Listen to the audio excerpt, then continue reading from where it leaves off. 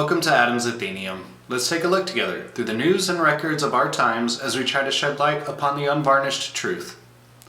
Thanks for coming back to listen to this episode where I've just got a bunch of questions, so it's going to be a little bit different from my usual scripted episodes. To begin, my first question is, why are we more concerned over war crimes than actual genocide? And this isn't to bash either side of the topic, it's a deeper question. A lot of what I'm seeing in the news right now is over Russia and Ukraine, which is completely fair. There's a pretty big war going on over there.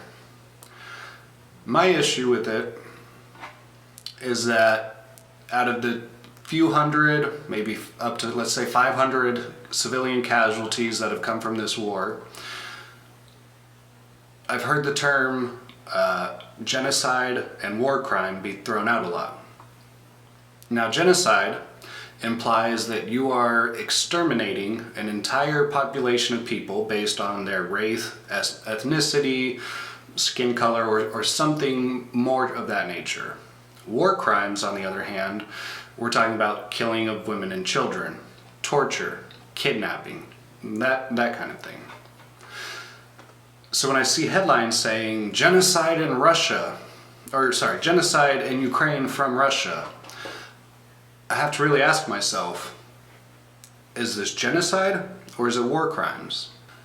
I would say in war, if you accept going to war with another country, you must understand the consequences of war.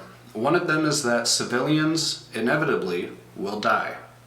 Innocent people are going to get killed in the crossfire, an unintended ordinance going off, and maybe it was dropped in the wrong location.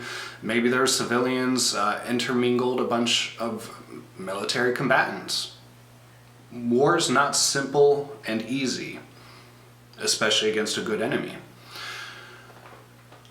So when I hear war crimes, I can make more sense of that. Yes, it would seem from the news reports that hundreds, perhaps, of women and children have been killed from Russian military activities in Ukraine, we'll say.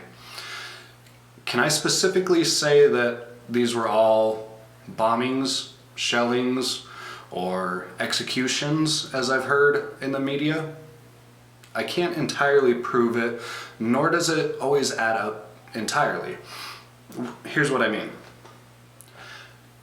One week you see video of a bunch of people executed in a street, and you get told stories of the context, but you never see the footage of what actually happens. You hear about a train depot getting hit and over 50 civilians dying, but I haven't seen the footage of the train depot being hit, only the aftermath. I mean, it's probable to say that no one was recording at the exact moment a bomb went off. Who would be expecting a bomb to go off and thus be recording in that moment? But it seems obvious to me that it's definitely a cry from Ukraine to try to get more Western countries involved in support of them. If you say we're being mercilessly massacred, more people are more likely to join your cause. Whereas if you just say, oh, you know, we're fighting a hard military incursion, we just need more supplies and ammunition, well, then that's all you're going to get. Now, I bring this up because there is actual genocide happening around the world. And I've called it out before. I've asked Congress to declare a state of war against the country committing these genocides. And I, of course, haven't heard anything about it from Congress. Now, what I'm talking about here, of course, is China and their genocide against the Uyghur Muslims. They are performing forced sterilizations, forced abortions. They're forcing contraceptives on women. They're torturing people, killing people, kidnapping them. They're brainwashing these people, all because they are Uyghur Muslims. They did nothing other than be a separate ethnicity from their surrounding countries. They've been that way for hundreds, if not thousands of years. And all of a sudden, China doesn't agree with their moral aspects of life, their outlooks on life. And so they've been kidnapping them, putting them in camps. We'll call them detainee camps for now. I would like to call them concentration camps, but we all know the implication of that word. Now here we are bickering about are war crimes happening in in Ukraine, or is it genocide? And yet we've got pretty legitimate, pretty long-standing proof from the few journalists and survivors that had made it out of the eastern Xinjiang region of China, that these concentration camps are happening. They are murdering people at an enormously high rate, and it is specifically a genocide against the Uyghur Muslims. They're specifically going after one race of people to ethnically cleanse them. That is their stated goal. Joe Biden has recognized this when he said something to the effects of, yes, I've spoken with Xi Jinping about what's taking place in the eastern mountains of China, and I'm not here to enforce cultural norms on another country. Well, I'm sorry, Joe Biden. If some other country is treating women and men and children like cattle who don't deserve to live, we have to do something about it. Those kind of people, there's something seriously wrong with them. Should they be on this earth? Probably not. We need to figure out a way to deal with China instead of bickering about are war crimes or is a genocide happening in Ukraine. We need to recognize that a genocide is indeed taking place, and at least 1 million, if not more people, are dying. Not every day, but people are dying every day. At least 1 million people have probably died already in China. And yet we celebrated the Olympics there. We gave a communist country millions of dollars to celebrate athletes, which in turn is going to be used to create hypersonic missiles and encamp and enslave Uyghur Muslims. So if anyone here can explain to me why debating war crimes and genocide is more important than fighting actual genocide, I would love to hear that argument. So let's go ahead and move on from Russia and Ukraine, and we're going to talk about oil and gas pipelines next. Alright, so for this next topic, I'm sure we've all seen the prices at the gas pumps going up and up and up, and I'm sure some of us have seen the Joe Biden stickers saying, I did that. Or my favorite one is the Hunter Biden sticker saying, gas prices higher than Hunter Biden, which is true.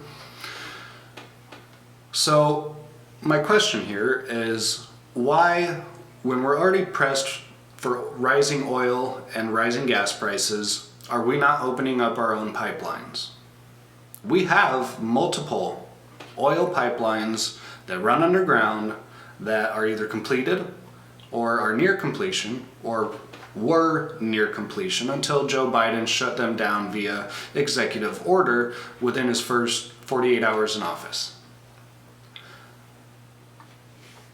If we have the ability to make our own oil, send this oil safely wherever it needs to go within the country, and this will not only eliminate the need to rely on foreign countries for oil, potentially foreign enemies for oil, then why wouldn't we do that? If you can save money, time, resources, energy, why wouldn't you do that? People talk about oil and they're like, oh my gosh, it's such a pollutant. Fair. I can't argue that entirely.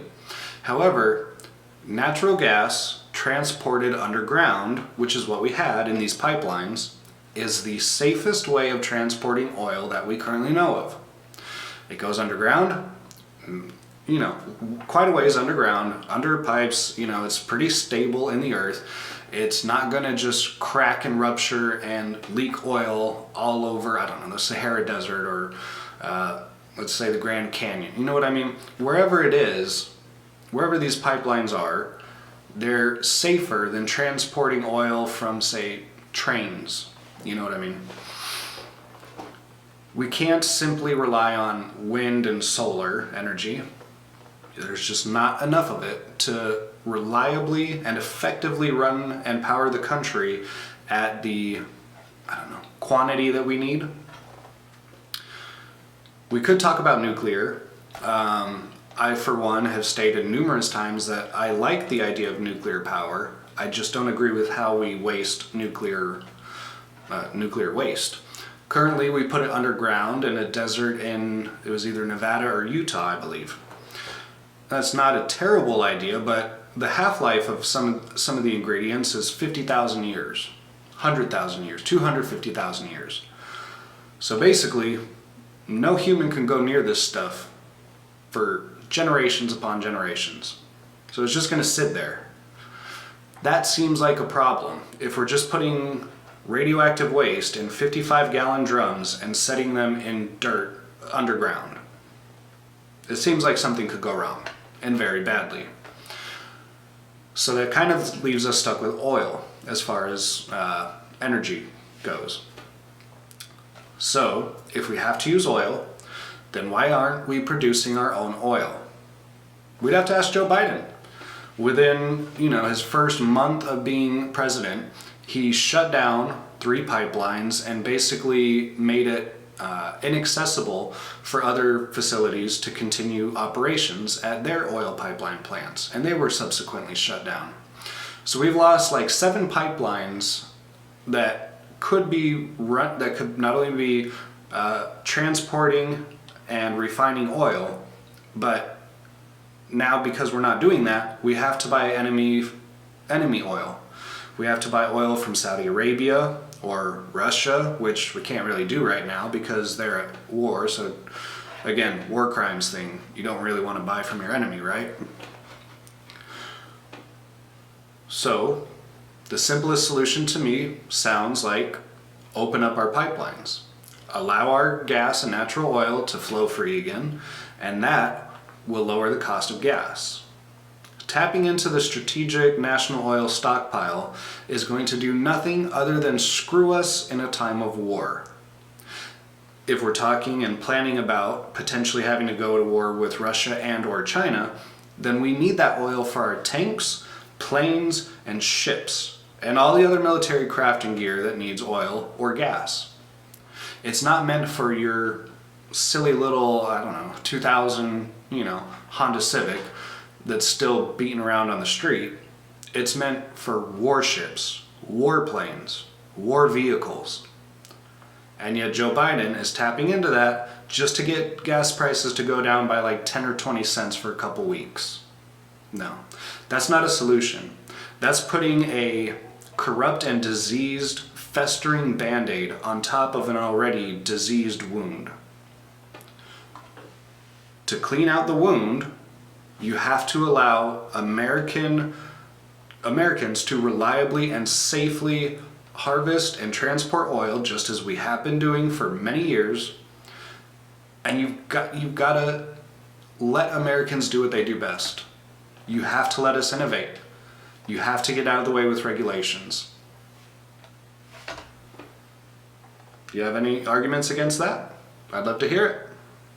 Let's go ahead and move on to the next topic.